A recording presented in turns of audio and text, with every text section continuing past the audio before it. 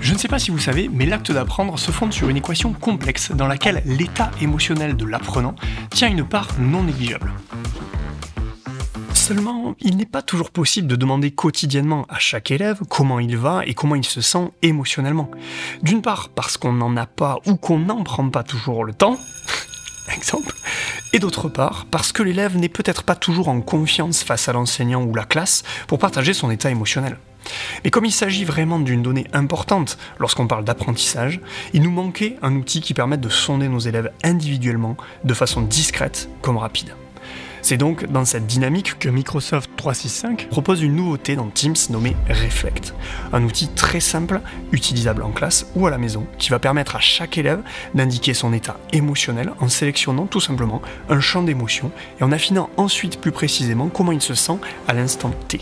Côté enseignant, il suffit de lancer Reflect dans Teams pour que les élèves puissent y accéder et l'on obtient immédiatement leur retour. Par ailleurs, on a accès en un clic aux statistiques des jours passés, ce qui nous permet d'identifier des tendances ou des évolutions chez les élèves. Et cela est particulièrement intéressant pour identifier un éventuel élève en difficulté. Et maintenant que nos élèves sont en confiance et émotionnellement disponibles pour apprendre, on va pouvoir s'intéresser à une autre nouveauté de Microsoft 365, j'ai nommé Progrès en lecture. On sait qu'il est primordial de pratiquer à l'oral une langue pour la maîtriser. Mais là encore, avec nos classes de plus en plus chargées et les singularités de nos élèves de plus en plus nombreuses, un outil intelligent de suivi du travail de la lecture et de l'oral serait le bienvenu. L'outil Progrès en lecture intégré à Teams permet ce suivi personnalisé des élèves en classe comme à la maison. Pour l'utiliser, on crée un devoir et dans le menu Joindre, on sélectionne la fonction Progrès en lecture. On importe un texte ou on le choisit dans la banque proposée. J'apprécie beaucoup ici la possibilité que l'élève puisse soumettre autant de prises qu'il le souhaite. Ainsi, il peut chercher à toujours s'améliorer, un super moyen de le faire bosser en fait.